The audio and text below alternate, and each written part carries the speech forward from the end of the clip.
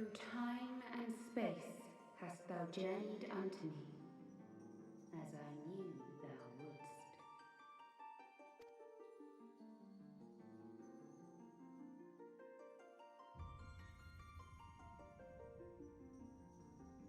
We are the word of the mother. We, who were once called Minfilia.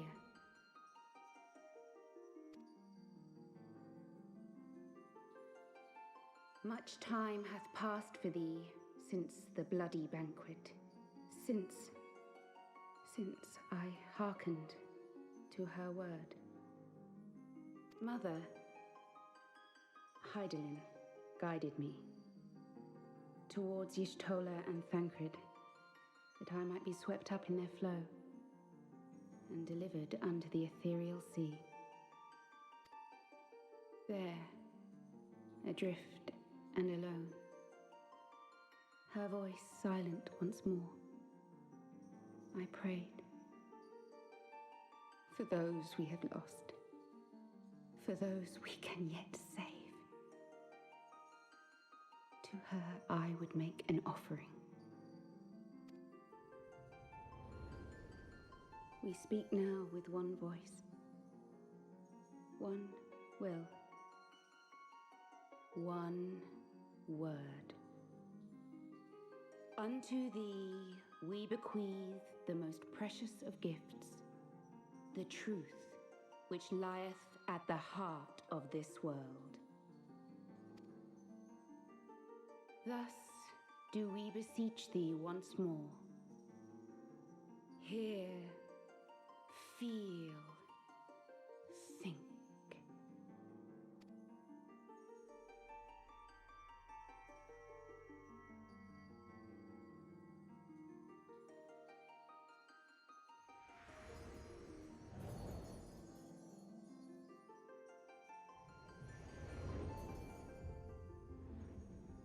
Before there was life, in the depths of the ethereal sea, light and dark did once dwell as one.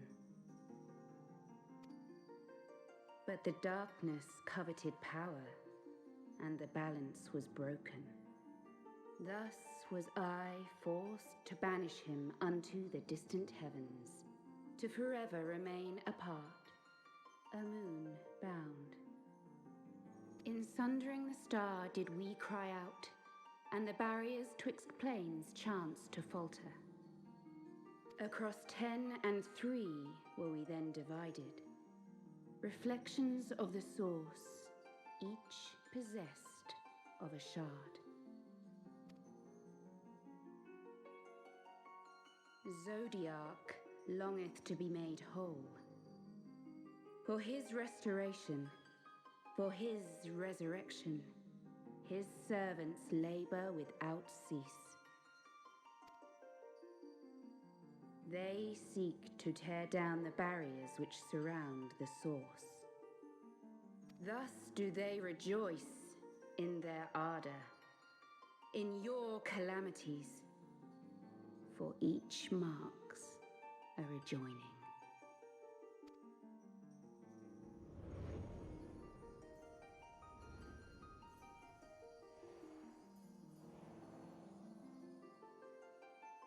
Seven times have they succeeded. 7 times hath the darkness grown stronger. 7 times have I failed. The Ascians cannot be suffered to continue. This is my final.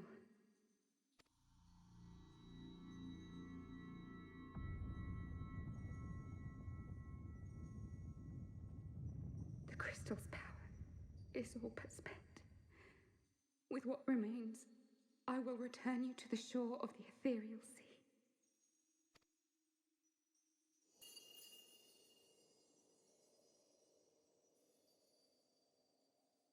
Blessed children, go forth and seek.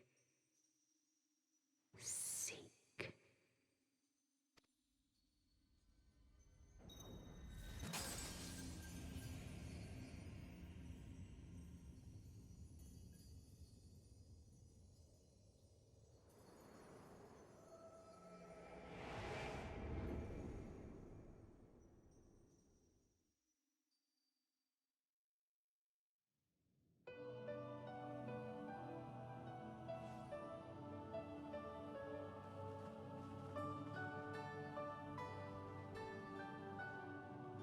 Thank the 12!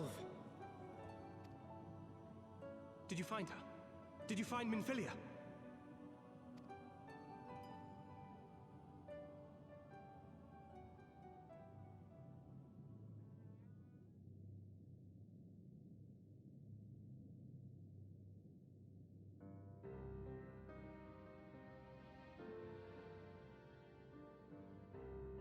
The word of the Mother. I'm not sure I understand.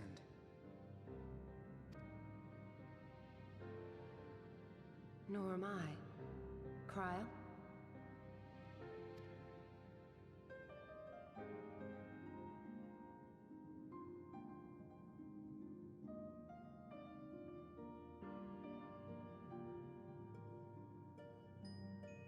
As unbelievable as it sounds, I see no reason to doubt her. The word's tale. No one was more sensitive to the will of Hydaelyn than Minfilia. And if Hydaelyn has grown so weak that she can barely make herself heard, it is not hard to see why Minfilia, having joined with her, might struggle to maintain her own form. What? Why would she need to maintain her own form? Are you saying she's gone?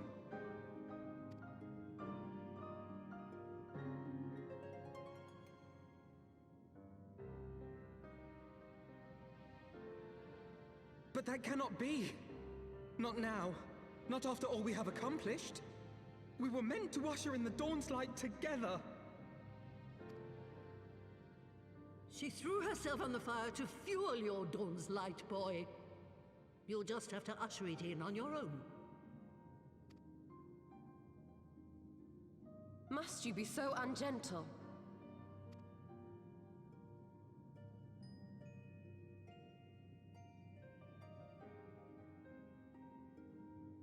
Tell me about the Scions, boy.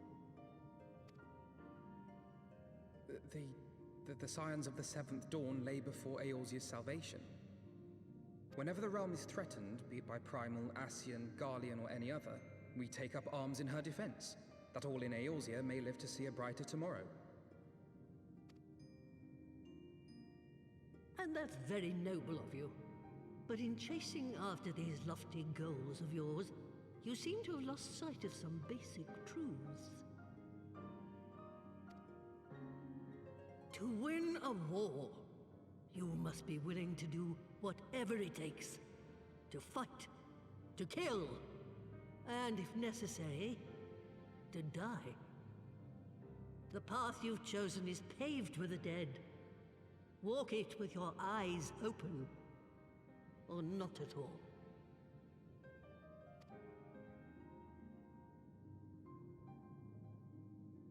I know the truth of which you speak, and have from the first. If the Ascians will go to any length to resurrect their god, then we must needs be as committed to our cause, to unmask them and their schemes, and to crush them both utterly.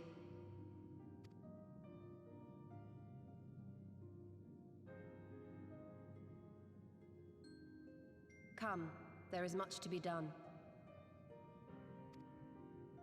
Yes, of course.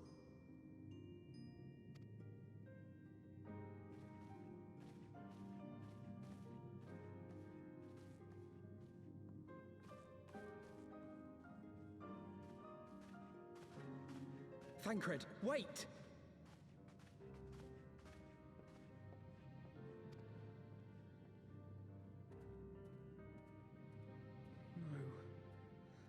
No, this is all wrong.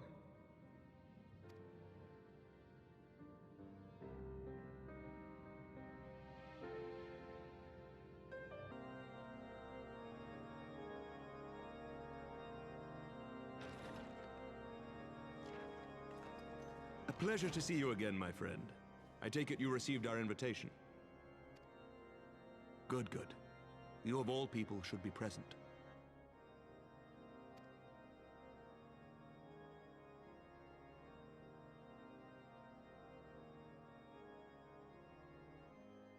When the true brothers of the faith seized control of the vault, I feared the worst. Yet in adversity were we blessed with the promise of peace between man and dragon through Vidofnir's timely rescue of an innocent child.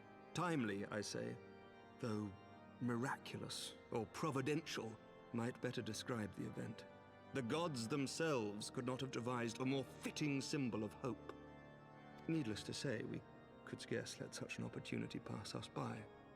Which is why I set about making formal arrangements for a peace conference between our peoples.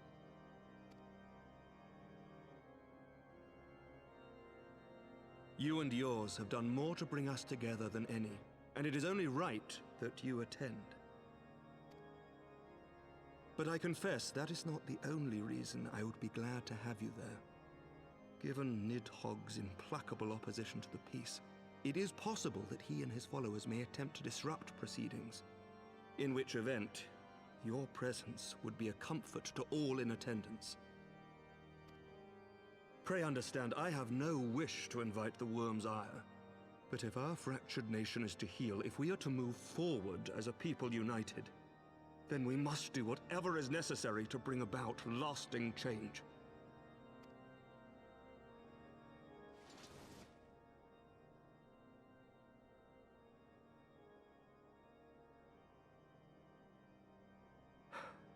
Tis nothing. Tis nothing. Lucia cautioned me against giving vent to my passions, lest my wounds reopen. It has not been easy reaching out to our opponents in Ishgard, many of whom sympathized with the actions of the true brothers. But in so doing, we have limited the influence of the Zealots. The people are ready, my friend.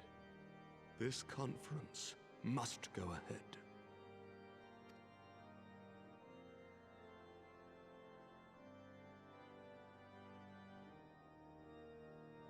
I knew you would understand. The conference will take place on the border of Ishgardian and Dravanian territory in Falcon's Nest.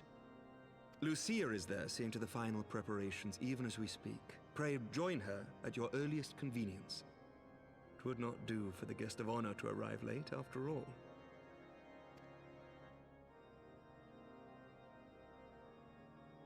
Oh, and one more thing. A drink! We should make time for one. Once the conference is concluded, I mean. By my reckoning, 'tis long overdue.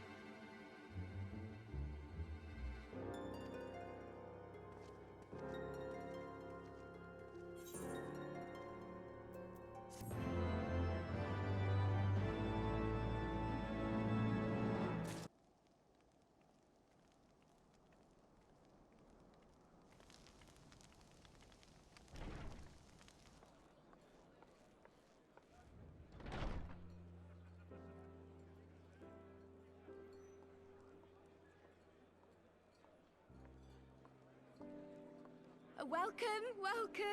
Find yourself an empty seat and I'll be with you in a moment.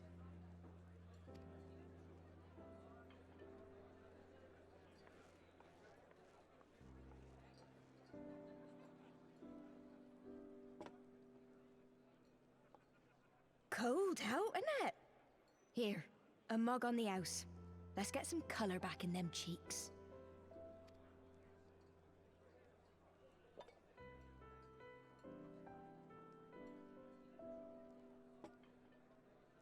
Freed food will be a bit longer than usual. We've got a lot of hungry folk to feed, what with the conference and all.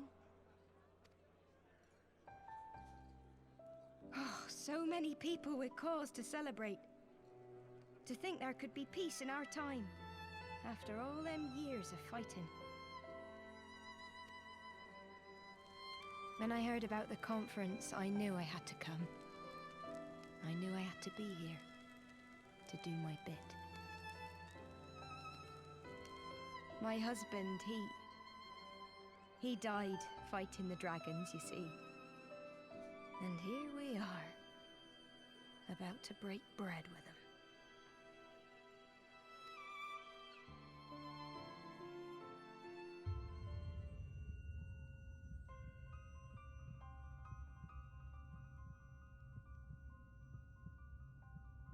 You all right, my friend?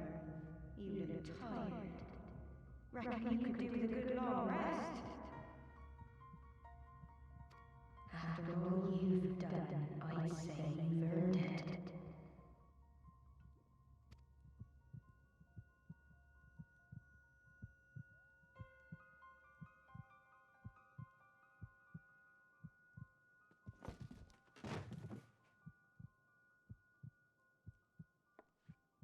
Sleep now.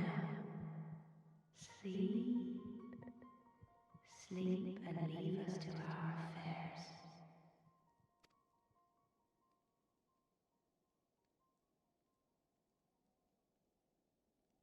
This was never your fight.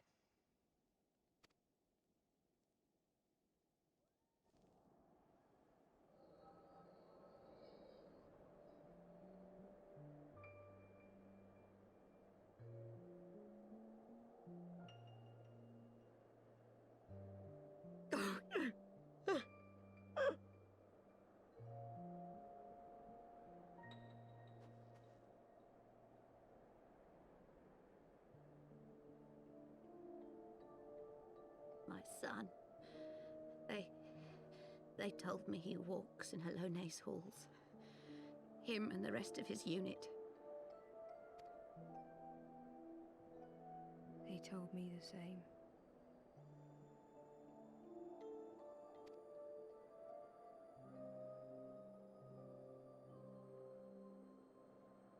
I expect they think it's comforting. Every time I come, I cry. I cannot bear to remember, but to forget would be 1,000 times worse. Yet that is what they would have us do. Accept this truth for the sake of peace. Bury the past and look to the future.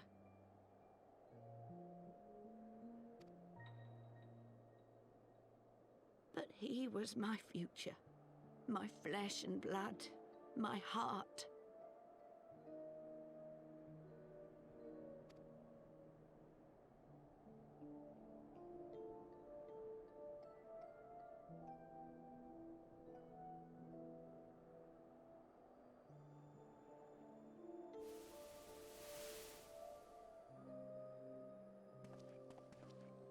Is this it?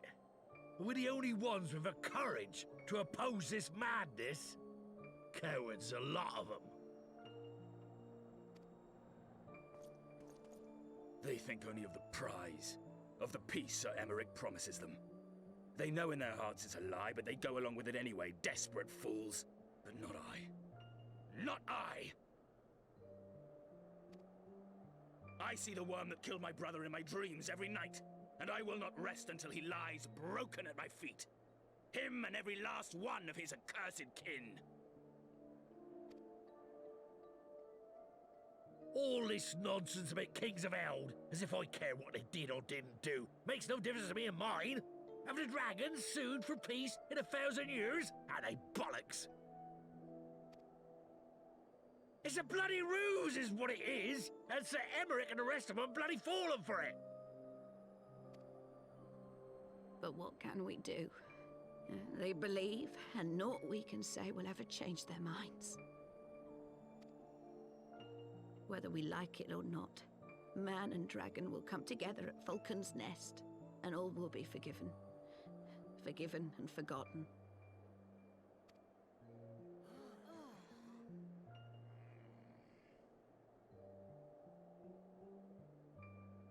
No. I will not let that happen.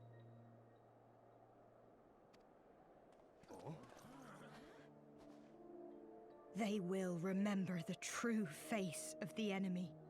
I will show it to them. And we will rise up against them once more.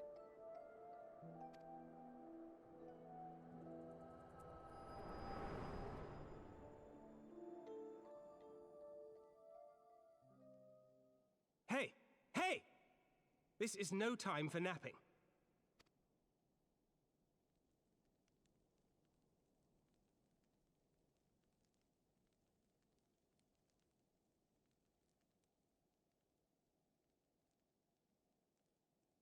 Do you have your wits about you? Good. Come with me. We have a crisis on our hands.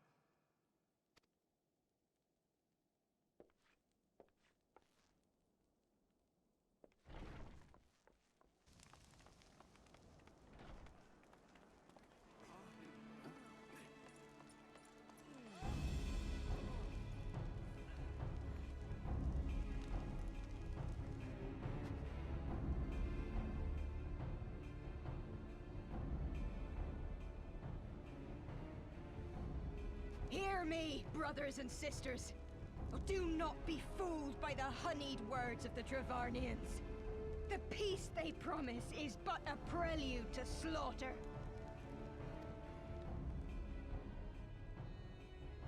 Remember your husbands and wives never returned from war.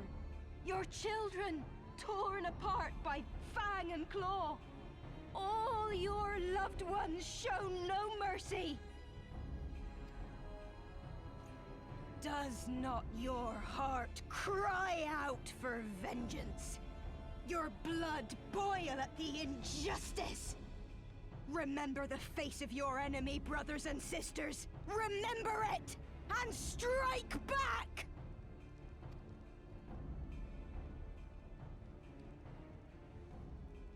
You there! Don't just stand around gawping! Do something, man! Stop her! Yes, my lord.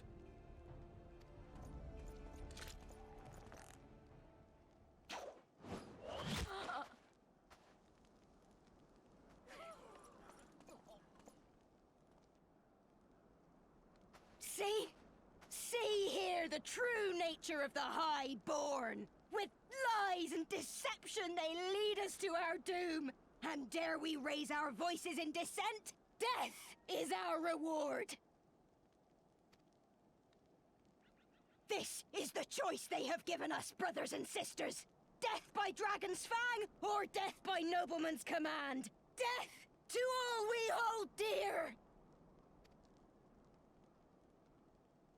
I spit on your choices, noblemen! You will take no more from me! No more! No more!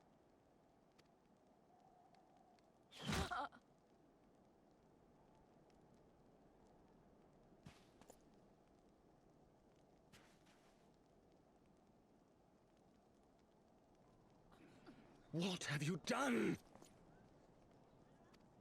I only did as you ordered, my lord.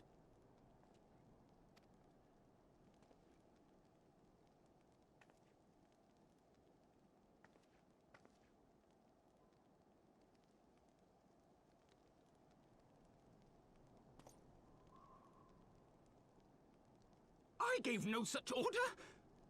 I did not. I never meant for anyone to...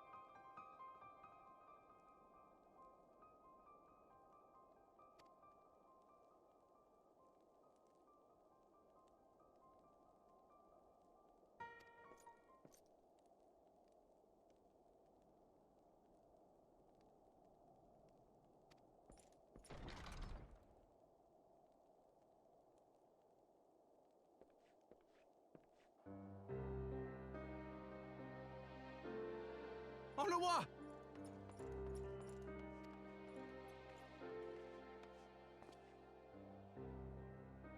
No, no! What have they done to you? Onawa! Onawa!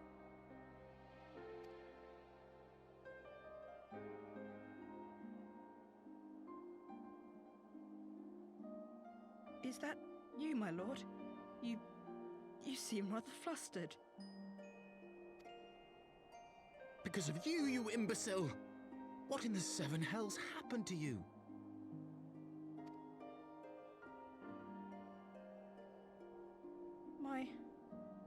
My apologies. Some few of the guests expressed a wish to leave, and I implored them to stay. It would seem they took issue with my request. Oh, gods forgive me. If I had only been more careful with my words.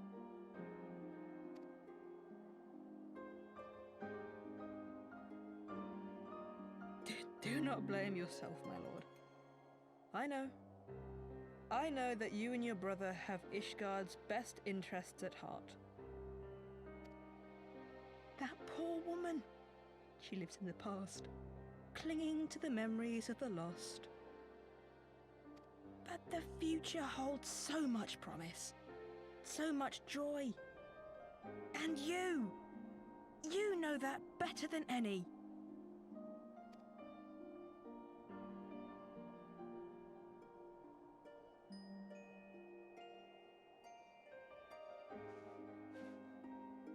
Onawa? Calm yourself. The boy will live. But it's imperative we get him inside and into the care of a Kairujin without delay.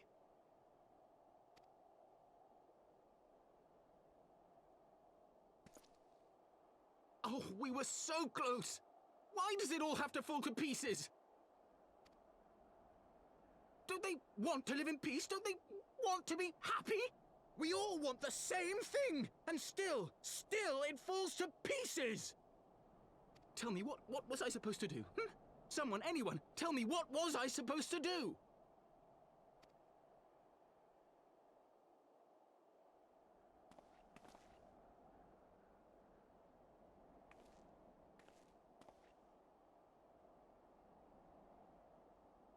Stop looking to others. You make your choice and you live with the consequences.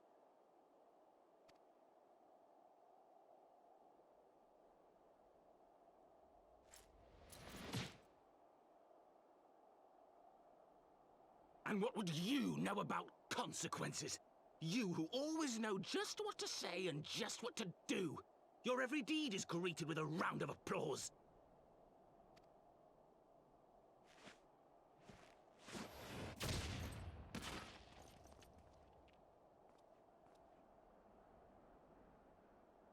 You know nothing about me. I have fought tooth and nail for the people I hold dear. Done everything in my power to save them. And I have failed. Learn to live with it. I have.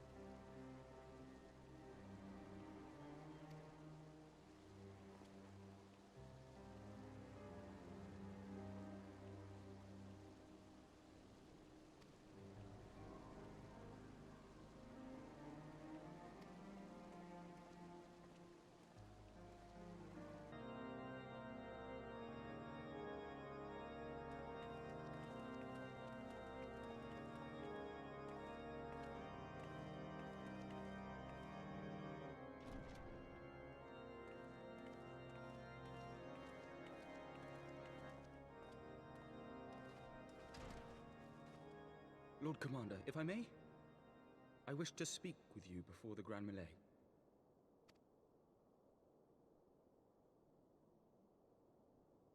Proceed.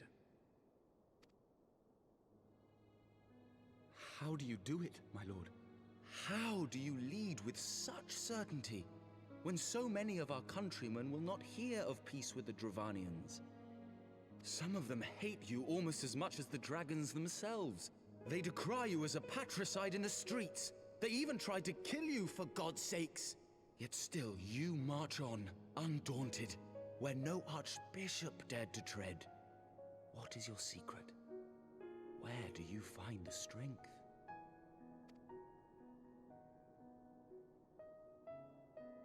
For centuries, our nation has been punished for the sins of our forefathers. If our punishment is to end, I believe we must right the wrongs of antiquity and move forward as a nation united. Needless to say, my father did not share this opinion. He did not believe the people strong enough to bring about their own deliverance, trusting only in himself. Tyranny seemed to him the only solution. But I have faith in the people, Lord Amanalain. I have faith that they will weather this storm and overcome every trial we set before them. Many have fought and died to see this blight upon our nation's history cleansed, and I would not let their sacrifices be in vain. Though we invite reprisals, the risk is worth the reward.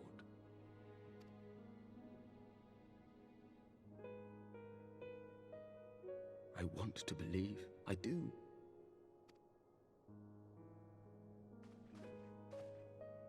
Lord Commander, through my careless orders, a pall has been cast over these proceedings, and I beg the opportunity to make amends.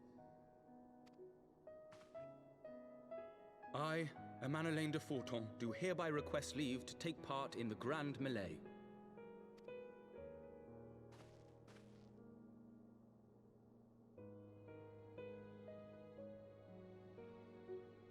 Who am I to deny such a heartfelt plea?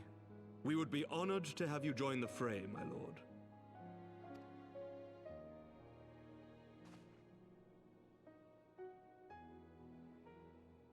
You'll take charge of the Ishgardian forces. For all my other responsibilities, I am still Lord Commander of the Temple Knights, and I would not soon yield this duty to another. The esteemed Sir Emeric leading the Temple Knights and the Watch into battle along with my youngest. I could wish for no more. Then you wish for too little, my lord. There is another who might yet join the fray. An indispensable ally to whom we owe much and more.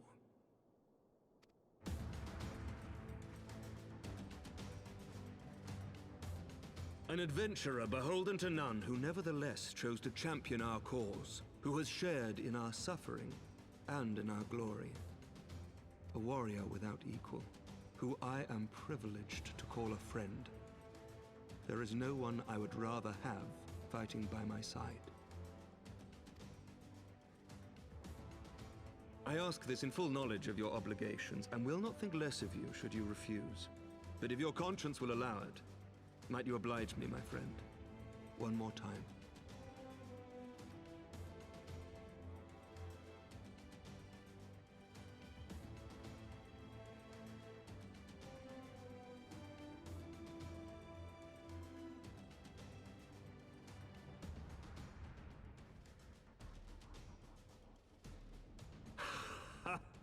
Together we shall give the people a spectacle for the ages, a celebration to mark the dawning of a new era.